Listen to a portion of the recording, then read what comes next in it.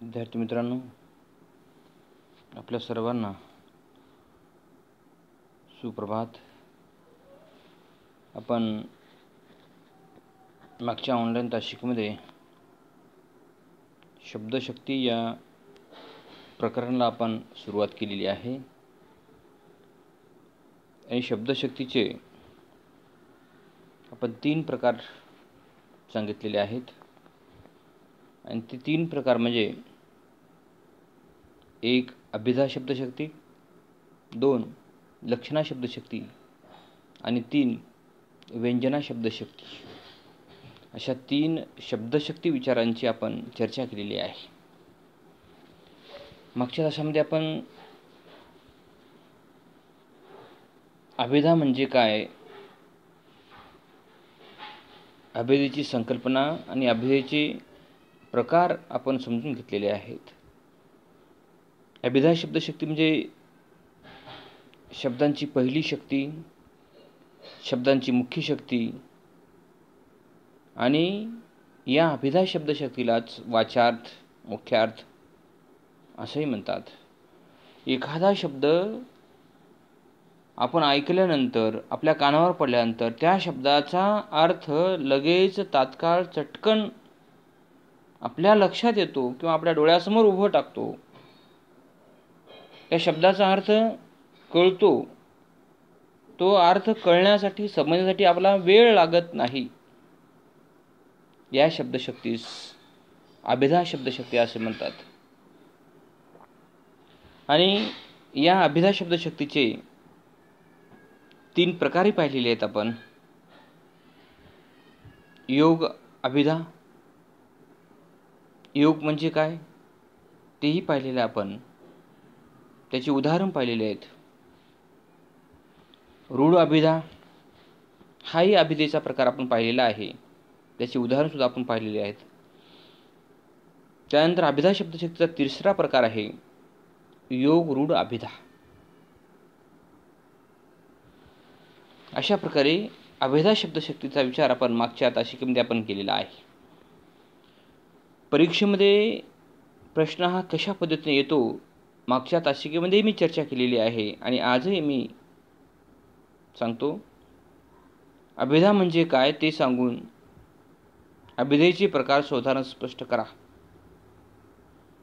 किंवा दुसरा प्रश्न, अभिधेची संकल्पना स्पष्ट करून अभिधेचे प्रकार स्पष्ट करा. अशा प्रकारचा प्रश्न परीक्षेमध्ये येतो. आणि हे जे प्रकरण आहे मुलांनो, हे प्रकरण म्हणण्यापेक्षा साहित्य विचारच अभ्यासपत्रिका ही समजून घ्यावी लागेल आणि मग या अभ्यासपत्रिकेचं पाठांतर करावं लागेल मुलांनो. ही अभ्यासपत्रिका तुम्ही कधीतरी केव्हा तरी वाचन करून विद्यापीठाच्या परीक्षेला जर सामोरं जाण्याचा जर प्रयत्न केला तर मुलांनो, ही अभ्यासपत्रिका लिहिणं अवघड आहे, कठीण आहे. मागे सांगितलं मी, सायन्ससारखी ही अभ्यासपत्रिका आहे, मॅथमॅटिक्ससारखी ही अभ्यासपत्रिका आहे, सोशल सायन्ससारखी ही अभ्यासपत्रिका आहे. या अभ्यासपत्रिकेकडे तुम्ही जेवढ्या अधिक प्रमाणामध्ये या अभ्यासपत्रिकेचं वाचन कराल, चिंतन करा, मनन करा, पाठांतर करा. नुसतं एवढं असं करून चालणार नाही, तर याचा लिहून अभ्यास करावा लागेल. तरच तेव्हाच तुम्हाला परीक्षेमध्ये मांडता येईल, अन्यथा मांडता येणार नाही. ऐनवेळी अवेळी ही अभ्यासपत्रिका परीक्षेमध्ये लिहिता येत नाही. याची उदाहरणं सुद्धा तुम्हाला सुचत नाहीत, आठवत नाहीत, स्फुरत सुद्धा नाहीत. कारण याची तयारीच करावी लागेल. तरच ही अभ्यासपत्रिका तुम्हाला खूप मार्क मिळवून देईल, अन्यथा तुम्हाला खालीच घेऊन येईल. घेऊन गेली अभ्यासपत्रिका तर ही वरच घेऊन जाईल, अन्यथा पूर्णपणे ग्राउंड टू अर्थ तुम्हाला म्हणजे अगदी काही वेळा म्हणजे 0 मिनिटामध्ये तुम्हाला खाली घेऊन येईल मुलांना. अशा प्रकारची ही स्कोरिंगची अभ्यासपत्रिका आहे. आणि अभ्यास जर नाही केलात तर स्कोरिंग कमी करणारी सुद्धा अभ्यासपत्रिका आहे. म्हणून अशा पद्धतीने आपण गेल्या अनेक ऑनलाईन तासिकेपासून आपण या शब्दशक्ती या प्रकरणाला आपण सुरुवात केलेली आहे. आणि या शब्दशक्तीचे 3 प्रकार आहेत. अभिधा शब्दशक्ती, लक्षणा शब्दशक्ती आणि व्यंजना शब्दशक्ती. या तिन्ही प्रकारापैकी अभिधा शब्दशक्तीचा आपण विचार केलेला आहे. आज आपण शब्दशक्तीचे 3 प्रकार आहेत. या 3 प्रकारापैकी पहिला प्रकार आपला झालेला आहे. आज आपण दुसऱ्या प्रकाराचा विचार करत आहोत. त्या दुसऱ्या शब्दशक्तीचं नाव आहे लक्षणा शब्दशक्ती. तर लक्षणा शब्दशक्तीलाच लक्षार्थ असंही म्हणतात. मुलांनो, यासाठी ही अभ्यासपत्रिका महत्त्वाची आहे की सध्या BA थर्ड इयरच्या ऑनलाईन परीक्षा या थिअरी होत नाहीत, हे लक्षात असू द्या. BA थर्ड इयरच्या जे विद्यार्थी BA थर्ड इयरला आहेत आणि त्यांचं सेकंड इयरला काहीतरी राहिलेलं आहे, बॅकलॉग राहिलेला आहे, कोणता तरी विषय बॅक राहिलेला आहे, अशा BA थर्ड इयर आणि थर्ड इयरच्या बॅकलॉग विषय असलेल्या विद्यार्थ्यांची MCQ परीक्षा होत आहे. MCQ म्हणजे मल्टिपल चॉईस क्वेश्चन, वर एक प्रश्न 4 पर्याय, अशा पद्धतीची परीक्षा विद्यापीठ घेत आहे. त्यामुळे MCQला असं ढोबळ मनाने गप्पा पद्धतीने अभ्यास करून MCQचा पेपर सोडवता येत नाही. त्यासाठी MCQचा पेपर सोडवण्यासाठी, MCQच्या पेपरला सामोरं जाण्यासाठी तुम्हाला अगदी सूक्ष्म, डीपपणे, सांगोपांग अभ्यास, सखोल अभ्यास जर केलात तर तुम्हाला MCQ परीक्षेमध्ये पैकीच्या पैकी मार्क पडू शकतात. मुलांनो, पडतात. त्यामुळे मी जे काही बोलत आहे, मी जे काही मांडत आहे, अध्यापनाच्या अनुषंगाने जी काही चर्चा आपण करत आहोत, ती चर्चा पुन्हा पुन्हा ऐकण्याचा प्रयत्न करा. ऐका आणि लिहून घ्या. ज्यांना लिहून घेता येणं शक्य आहे त्यांनी लिहून घ्या, मायक्रो नोट्स काढा. आणि ज्यांना शक्य नाही त्यांनी स्क्रीनशॉट काढून त्याची प्रिंट काढून अभ्यास करावा. मुलांनो, ही जी माझी PPT आहे, पॉवर पॉईंट प्रेझेंटेशनच्या माध्यमातून मी जे अध्यापन करत आहे, यामध्ये पॉवर पॉईंटमध्ये फक्त मोजके मुद्दे असतात. त्या मुद्द्याला अनुसरून त्याचं विश्लेषण करणं अपेक्षित आहे. आता तुम्ही असं मी जे पॉवर पॉईंटच्या माध्यमातून अध्यापन करत आहे, तुम्ही तेवढंच जर परीक्षेत लिहिण्याचा प्रयत्न केलात तर हे एवढं अपेक्षित नाही मुलांनो. तर याला अनुसरून या मुद्द्याच्या अनुषंगाने विश्लेषण आपल्याला करावं लागेल, उदाहरणं आपल्याला समजून सांगावी लागतील. ही अभ्यासपत्रिका म्हणजे व्याकरणासारखी अभ्यासपत्रिका आहे, हे लक्षात घ्या. असू द्या, व्याकरणासारखी अभ्यासपत्रिका आहे. व्याकरणाचा एखादा घटक, त्या घटकाची आपल्याला व्याख्या सांगावी लागेल, त्याची उदाहरण सांगावी लागतील आणि ते उदाहरणाचं विश्लेषण करावं लागेल. व्याकरण म्हणजे काय? स्पष्टीकरण करणारं शास्त्र म्हणजे त्याला व्याकरण असं म्हणतात. साहित्य विचार अभ्यासपत्रिकेमध्ये सुद्धा एखाद्या घटकाची संकल्पना स्पष्ट केल्यानंतर उदाहरण द्यावे लागतात आणि उदाहरण दिल्यानंतर त्याचं विश्लेषण आणि त्याचं स्पष्टीकरण सुद्धा आपल्याला द्यावं लागेल. हे उदाहरण कशामुळे आलेलं आहे, का आलेलं आहे, अशा पद्धतीने तुम्हाला परीक्षेत लिहावं लागणार आहे. म्हणून या अभ्यासपत्रिकेकडे किंवा संपूर्ण थर्ड इयरकडेच दुर्लक्ष न करता तुमच्या जीवनातला शेवटचा आणि महत्त्वाचा वर्ष आहे मुलांनो. एवढा वर्ष तुम्ही दररोज ऑनलाईन क्लासला किंवा ऑनलाईन गुगल क्लासला जर अटेंड राहिलात, पुन्हा पुन्हा ऐकलात, एवढा वर्ष अभ्यास केल्यानंतर तुम्हाला एकतर ज्ञान मिळेल, एकतर माहिती मिळेल आणि एकतर तुम्ही चांगल्या गुणाने तुम्ही उत्तीर्ण व्हाल आणि भविष्यामध्ये तुम्हाला जे काही करायचं असेल ते करण्यासाठी सुद्धा सुखकर अशा प्रकारचा मार्ग तयार होऊ शकतो मुलांनो. नंतर तुम्ही दररोज रेग्युलर जर अशा पद्धतीने ऑनलाईन क्लास, ऑनलाईन गुगल क्लासरूमला जर तुम्ही उपस्थित राहिला तर ह्या गोष्टी शक्य आहेत. अन्यथा त्या गोष्टी शक्य नाहीत.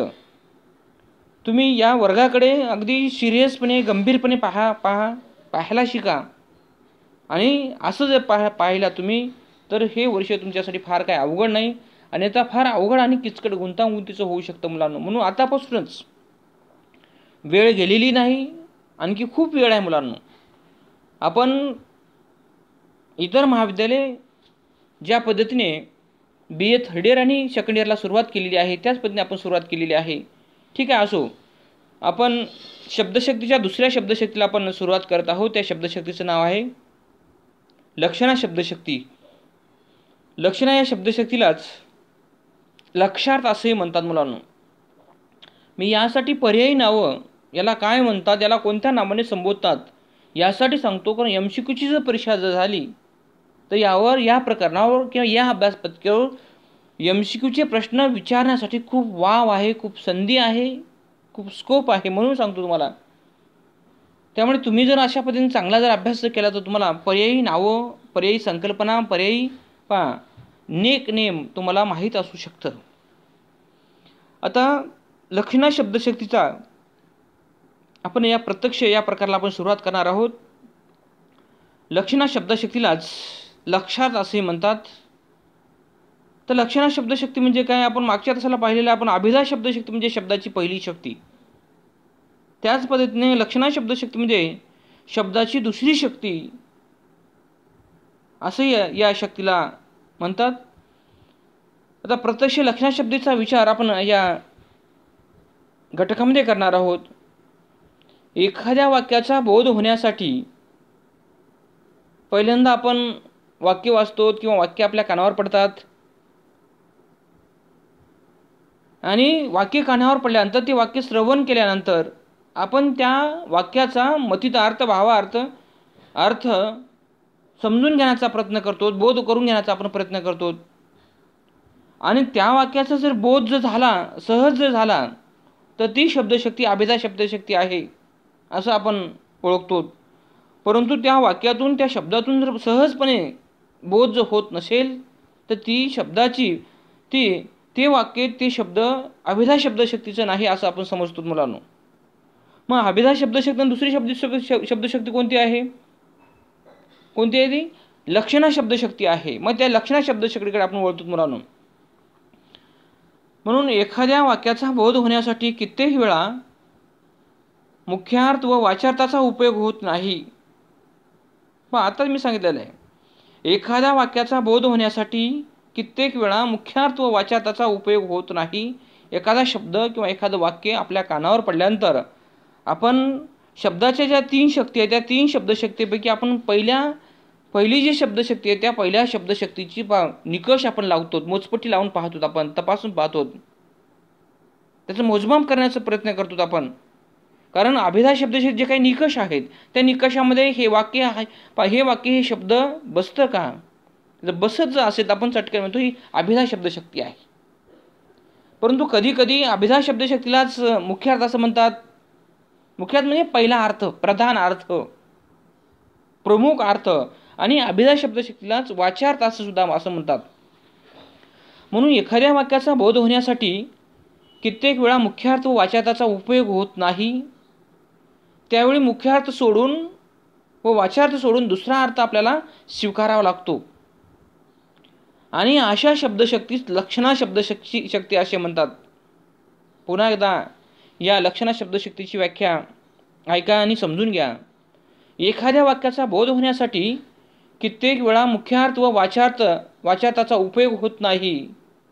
तर त्यावेळी मुख्यार्थ किंवा वाच्यार्थ सोडून आपल्याला त्या शब्दाचा, त्या वाक्याचा दुसरा अर्थ आपल्याला स्वीकारावा लागतो, समजून घ्यावा लागतो, बोध करून घ्यावा लागतो. अशा शब्दशक्तीस लक्षणा शब्दशक्ती असे म्हणतात. व्याख्या सोपी आहे, सहज आपल्याला समजणारी आणि लक्षात राहणारी सुद्धा अशा प्रकारची लक्षणा शब्दशक्तीची व्याख्या आपण केलेली आहे आणि सांगितलेली आहे. आणखी पुढे जाऊन आपण लक्षणा शब्दशक्ती आपण अधिक प्रमाणामध्ये खोल आणि सविस्तर प्रमाणे आपल्याला समजून घेणं गरजेचं आहे.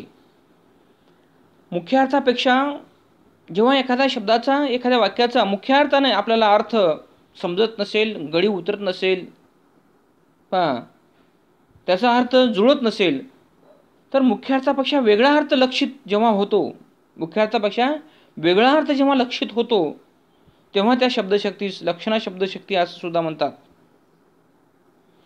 आणि लक्षणा शब्दशक्ती ही शब्दाची दुसरी शक्ती आहे. पहिल्या शब्दशक्तीने शब्दाचा अर्थ, वाक्यातून अर्थ जर बोध होत नसेल तर आपल्याला निश्चितपणे आपल्या दुसऱ्या शब्दशक्तीकडे आपल्याला वळावं लागेल. दुसऱ्या शब्दशक्तीचा आपला प्रामुख्याने विचार करावा लागेल. म्हणूनच पहिल्या शब्दशक्तीने एखाद्या शब्दातून, एखाद्या वाक्यातून अर्थ समजत नसेल आणि तेव्हा आपण दुसऱ्या शब्दशक्तीचा जेव्हा वापर करून त्या शब्दातून अर्थातून वाक्यातून बोध करून घेण्याचा आपण प्रयत्न करतो आणि किंवा अर्थ बोध होतो, तेव्हा त्या शब्दाची काय म्हणतात, दुसरी शब्दशक्ती असं म्हणतात मुलांनो. आणि कवी व्यापारामध्ये किंवा काव्य व्यापारामध्ये किंवा वाङ्मयामध्ये, साहित्यामध्ये अभिधेयच्या पुढचा व्यापार निश्चितपणे होत असतो मुलांनो. साहित्य, वाङ्मय किंवा कवितेच्या प्रांतामध्ये त्यालाच आपण काव्य व्यापार किंवा साहित्याला, वाङ्मयालाच आपण काव्य व्यापार म्हणतो. काव्य व्यापारामध्ये अभिधेयच्या पुढचा व्यापार जो होतो त्याला लक्षणा शब्दशक्ती असं म्हणतात. त्यालाच लक्षार्थ असं सुद्धा म्हणतात. आणि लक्षणा शब्दशक्तीला आपण शब्दाची दुसरी शब्दशक्ती असे म्हटलेलं आहे. लक्षणा शब्दशक्तीला आपण लक्षार्थ सुद्धा असं म्हटलेलं आहे. लक्षणा शब्दशक्तीला आणखी 2 नावाने संबोधलं जातं. ते नाव म्हणजे उपचार. लक्षणा शब्दशक्तीला उपचार शब्दशक्ती असंही म्हणतात. लक्षणा शक्तीलाच भक्तिशक्ती असं सुद्धा म्हणतात. अशा प्रकारची वेगवेगळी नावे लक्षणा शब्दशक्तीला आहेत.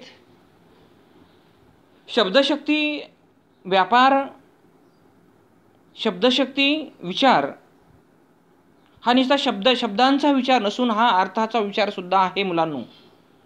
शब्दविचारापेक्षा या प्रकरणाकडे, या घटकाकडे आपण अर्थविचार म्हणून पाहणं गरजेचं आहे. शब्दातून कशा प्रकारचे अर्थ व्यक्त होतात, अभिव्यक्त होतात आणि निष्पन्न सुद्धा होतात, याचा वेगवेगळा दृष्टिकोन, वेगवेगळा विचार या प्रकारामध्ये करण्यात आलेला आहे. म्हणून पुन्हा एकदा मी सांगतो, लक्षणा शब्दशक्तीला लक्षार्थ असं सुद्धा म्हणतात आणि लक्षणा शक्तीला उपचार शब्दशक्ती असं सुद्धा म्हणतात. आणि या शब्दशक्तीला भक्ती विचार शब्दशक्ती असंही म्हणतात. म्हणून अशा प्रकारची पर्यायी नावं आपल्याला माहीत असणं गरजेचं आहे. पुन्हा एकदा आपण व्याख्या पाहूयात. लक्षणा शब्दशक्ती म्हणजे काय? एखाद्या वाक्याचा बोध होण्यासाठी किंवा अर्थ समजण्यासाठी किंवा कळण्यासाठी कित्येक वेळा मुख्यार्थ व वाचार्थाचा उपयोग होत नाही, तेव्हा किंवा त्यावेळी मुख्यार्थ सोडून आपल्याला दुसरा अर्थ स्वीकारावा लागतो, दुसरा अर्थ समजून घ्यावा लागतो. आणि जेव्हा दुसरा अर्थ आपला समजतो त्या शब्दशक्तीस लक्षणा शब्दशक्ती असे म्हणतात. आता आपण लक्षणा शब्दशक्ती आपण वेगवेगळ्या विचाराने, वेगवेगळ्या अँगलने, वेगवेगळ्या पैलूने आपण समजून घेण्याचा प्रयत्न केलेला आहे. तर लक्षणा शब्दशक्ती ही सरळ समजणारी शब्दशक्ती नाही. लक्षणा शब्दशक्तीच्या वाक्यातून किंवा शब्दातून सरळ अर्थ आपल्याला बोध होत नाही, तात्काळ अर्थ आपल्याला समजत नाही किंवा गळी उतरत नाही. म्हणूनच ही शब्दशक्ती सरळ अर्थ व्यक्त करणारी, लगेच समजणारी शब्दशक्ती नाही. तर ही शब्दशक्ती कशी आहे? वक्र व वाकडे अर्थ व्यक्त करणारी शब्दशक्ती आहे. अभिधा शब्दशक्ती कशी आहे? वक्र व वाकडे अर्थ व्यक्त करणारी शब्दशक्ती आहे. आपण साहित्य या अभ्यासपत्रिकेमधल्या पहिल्या प्रकरणाला आपण जेव्हा सुरुवात केलेली होती, पहिल्या प्रकरणाचं जेव्हा आपण अध्ययन आणि अध्यापन केलेलं आहे, पहिल्या प्रकरणाचं नाव काय? साहित्याचे स्वरूप आणि विशेष. या प्रकरणाचा विचार करत असताना साहित्याची जी काही लक्षणे आहेत, जी काही काव्यलक्षणे आहेत, पौरात्यांनी सांगितलेली किंवा भारतीय संस्कृत मीमांसकांनी साहित्याची, वाङ्मयाची जी काही काव्यलक्षणे सांगितली, त्या 6 काव्यलक्षणे त्यांनी सांगितलेले आहेत. या 6 काव्यलक्षणामध्ये वक्रोक्ती नावाचे काव्यलक्षण आहे मुलांनो. कारण वक्रोक्ती हे काव्यलक्षण, वक्रोक्ती हे विशेष, या लक्षणा शब्दशक्तीला तंतोतंत हा निकष लागू पडतो. म्हणूनच वक्रोक्ती विचार म्हणजे सरळ न बोलणं, सरळ न बोलणे किंवा सरलोक्त न बोलणे, साधं न बोलणे, तर वाकड्या वळणाने बोलणे.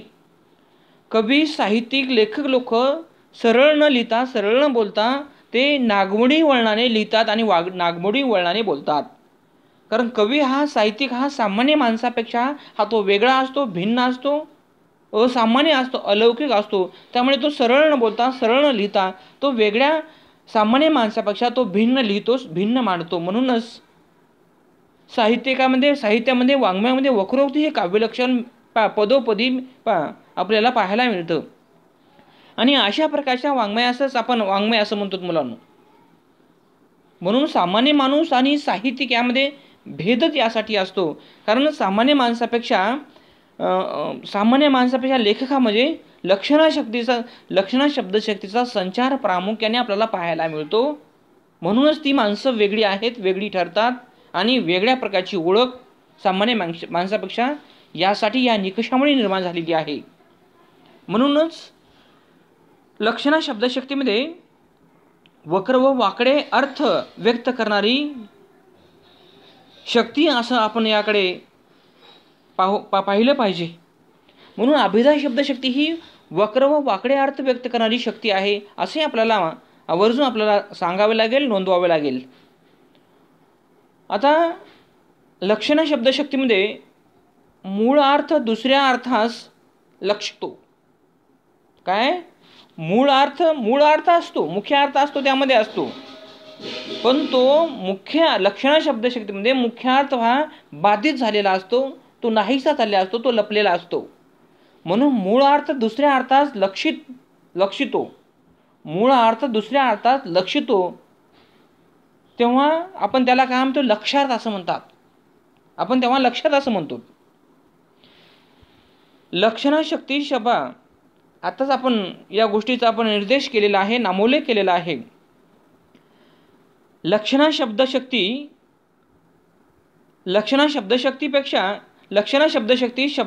शब्दापेक्षा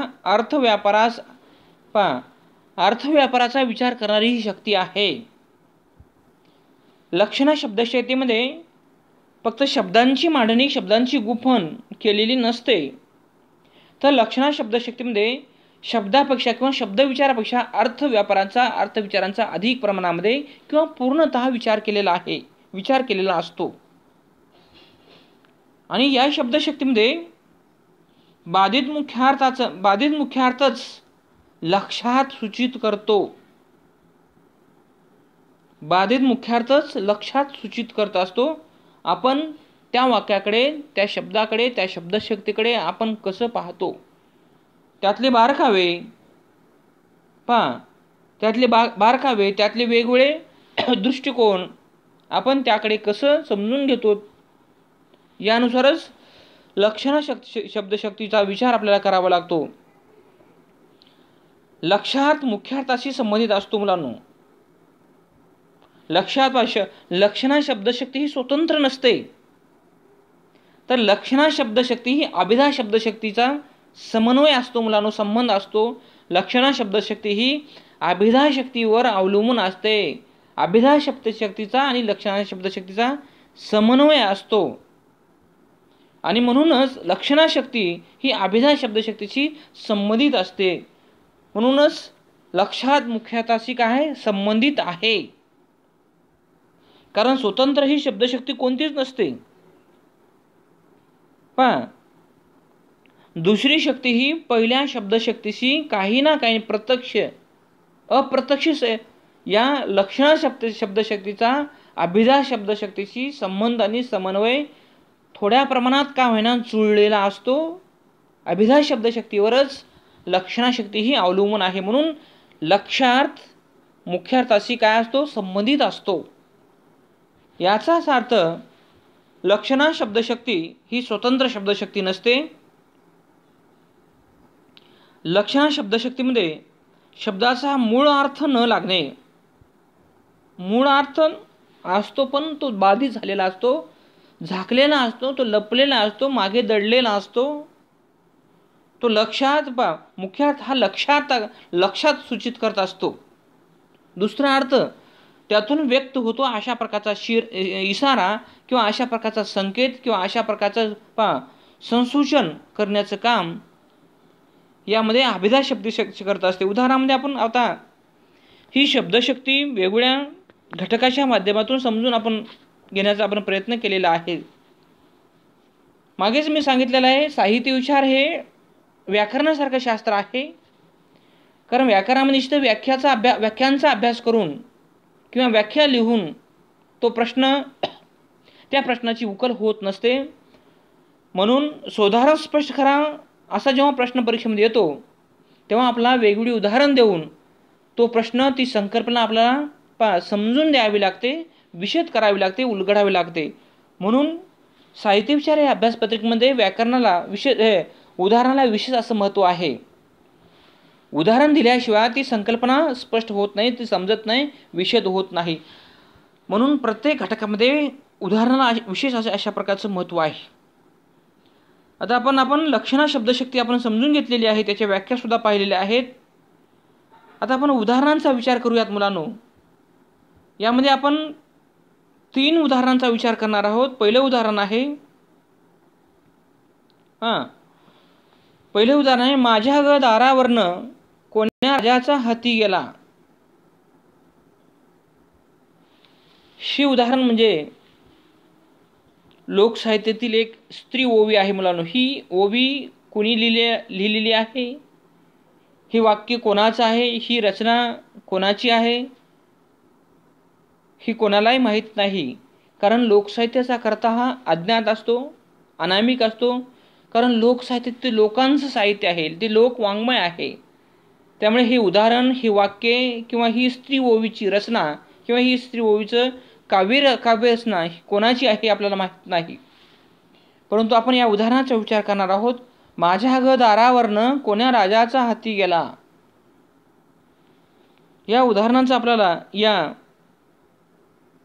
शब्दशक्तीच्या अनुषंगाने विचार करायचा. माझ्या ग दारावरनं कोण्या राजाचा हाती गेला. हे उदाहरण अगदी 8व्या-9व्या शतकापासून चालत आलेलं आहे. अशा प्रकारचं साहित्य विचारामध्ये, साहित्यशास्त्रामध्ये सुपरिचित अशा प्रकारचं उदाहरण म्हणजे माझ्या ग दारावरनं कोण्या राजाचा हाती गेला. या उदाहरणाचा आपण या शब्दशक्तीच्या अनुषंगाने आपण जेव्हा विचार करतो मुलांनो, माझ्या ग दारावरनं कोण्या राजाचा हाती गेला. आता या वाक्यातून कोणता अर्थ व्यक्त होतो, कोणता अर्थ निष्पन्न होतो, कोणता अर्थ अभिव्यक्त होतो, कोणता अर्थ सूचित होतो, हेच आपण समजून घेतलं पाहिजे मुला. माझ्या ग दारावरनं कोण्या राजाचा हाती गेला. मुलांनो, दारावरनं हा जो शब्द आहे, दारावरनं या शब्दातून अभिधा शब्दशक्ती व्यक्त होते का? अभिधा शब्दशक्तीचा अर्थ काय? अभिधा शब्दशक्ती म्हणजे एखादा शब्द ऐकल्यानंतर किंवा व्यक्त केल्यानंतर किंवा एखादा शब्द आपल्या कानावर पडल्यानंतर लगेच त्या शब्दातून अर्थ व्यक्त होणे. आता एखाद्या राजाचा हाती, पूर्वी राजे महाराजे हातीवर बसून फिरायचे, फेरफटका मारायचे, दौरा करायचे. तेव्हा राजा हातीवर जेव्हा बसून जातो तेव्हा माझ्या ग दारावरनं, एखाद्या राजाचा हाती दारावरनं जातो का? जाऊ शकतो का? हाती हा कसा असतो? बोजड असतो, अवजड असतो, खूप वजनदार असतो. तो रस्त्यावरनं अतिशय सावकाश शिस्तीत चालत असतो. प्राण्यामध्ये सर्वात जास्त आणि अधिकचं वजन जर कोणत्या प्राण्याचं असेल तर मुलांनो हाती प्राण्याचं आहे. हाती आपण सर्वांनी पाहिलेलं आहे. हातीची प्रतिमा, हातीचे पाय, हातीचं शरीर, हातीचं सोंड, हातीची उंची, हातीचं वजन आपल्या समोर, आता ते चित्र, ती प्रतिमा आपल्या समोर आणली पाहिजे. हाती हा प्राणी आपण सर्वांनी पाहिलेला आहे. तर माझ्या ग दारावरनं एखाद्या राजाचा हाती दारावरून जाऊ शकतो का? दारावरून चढू शकतो का? असं उभं दाराच्या वर प्रवास करू शकतो का? हे समजून घेणं गरजेचं आहे मुलांनो. कोणताही हाती किंवा कोणताही प्राणी हा दारावर चढू शकत नाही, दारावरून रस्त्यावरच्या पलीकडे जाऊ शकत नाही. जाऊ शकतो का? जाऊ शकत नाही. दारावरनं या शब्दातून अभिधा शब्दशक्ती व्यक्त होत नाही. दारावरनं या शब्दाचा अर्थ दाराच्या समोरून, आता दारावरनं या शब्दाचा का दारावरून हा अर्थ इथे समसूचित होत नाही, इथे अर्थ व्यक्त होत नाही, इथे अर्थ योग्य इथे अर्थ वेळी किंवा सूचित होत नाही चांगल्या पद्धतीने, तर दारावरनं कोणताही हाती जाऊ शकत नाही, हा अशा प्रकारचा अर्थ या ठिकाणी लागू पडत नाही. तर दारावरनं हाती न जाता तर हाती हा एखाद्या राजाचा हाती हा दाराच्या समोरून जाऊ शकतो, समोरून जातो. शब्दशः अर्थ अभिधा शब्दशक्ती म्हणजे काय? एखाद्या शब्दाचा अर्थ शब्दशः अर्थ व्यक्त करणे. त्या शब्दाचा पहिलाच अर्थ जेव्हा व्यक्त होतो, जेव्हा आपला समजतो, जेव्हा कळतो, त्याला अभिधा शब्दशक्ती असं म्हणतात. परंतु दारावरनं या शब्दाचा अर्थ पहिला अर्थ आपल्याला या ठिकाणी लागू पडत नाही, या ठिकाणी कामी येत नाही. तर दारावरनं या शब्दाचा अर्थ पहिला अर्थ न घेता आपला दुसरा अर्थ घ्यावा लागेल दाराच्या समोरून. परंतु दाराच्या समोरून हा अर्थ आपल्याला समजून घेत असताना, उपयोग करत असताना दार हा शब्द आपल्याला त्या दार हा शब्द काय आहे? अभिधा शब्दशक्ती आहे. दार हा शब्द या दार या शब्दाचा संबंध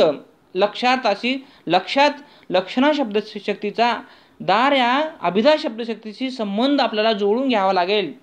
हा दारावरून जात नाही, तर दाराच्या समोरून जातो, हा अर्थ त्यातून व्यक्त होतो. म्हणून अभिधा शब्दशक्ती म्हणजे शब्दाची दुसरी शब्दशक्ती आहे. आपण आता व्याख्या पाहिला, ज्या शब्दातून ज्या वाक्यातून मुख्यार्थ आणि वाच्यार्थ आपल्याला समजत नसेल, अशा वेळी जेव्हा मुख्यार्थ आणि वाच्यार्थ सोडून जेव्हा दुसरा अर्थ आपण स्वीकारतो, समजून घेतो, गळी उतरून घेतो, त्या शब्दशक्ती लक्षणा शब्दशक्ती असं म्हणतात. म्हणून आपण दार हा शब्दाचा शब्दशः अर्थ आपण या ठिकाणी समजून घेतलेला नाही, त्याचा उपयोग केलेला नाही. तर दारावरून हाती जाऊ शकत नाही, तर दाराच्या समोरून जाऊ शकतो. दार आणि रस्ता यामध्ये बराच अंतर आहे, पण दाराच्या समोर हा रस्ता आहे, हा अशा प्रकारचा अर्थ यातून निश्चितपणे व्यक्त होतो. अशा प्रकारचं उदाहरण हे आपण लक्षणा शब्दशक्तीचा विचार म्हणून करावा लागेल. आणि अतिशय चांगलं आणि उत्तम अशा उदाहरण आहे. माझ्या ग दारावरनं कोण्या राजाचा हाती गेला, यावरून दारावरनं या शब्दाखाली तुम्ही अधोरेखित केलं पाहिजे. या ठिकाणी मी दारावरनं या शब्दाखाली मी अधोरेखित केलेलं नाही, तर दारावरनं या शब्दाखाली अधोरेखित केलं पाहिजे. कारण या वाक्यामध्ये, या स्त्री ओवीमध्ये, या स्त्री रचनेमध्ये, या स्त्री काव्यामध्ये दारावरनं हा लक्षणा शब्दशक्तीचा हा शब्द आहे. दारावरनं या शब्दामध्ये लक्षणाशक्ती दडलेली आहे, लक्षणाशक्ती भिनलेली आहे. लक्षणाशक्तीचा दारावरनं या शब्दामध्ये समावेश झालेला आहे. लक्षणाशक्ती दारावरनं या शब्दामध्ये समाविष्ट झालेली आहे. म्हणून माझ्या ग दारावरनं कोण्या राजाचा हाती गेला, अशा प्रकारचं उदाहरण लक्षणाशक्तीचं म्हणून आपल्याला अतिशय उत्तम आणि सुंदर उदाहरण पाहावे लागेल. आणखी 2 उदाहरणांचा विचार आपण उद्याच्या तासाला आपण करणार आहोत. तोपर्यंत धन्यवाद.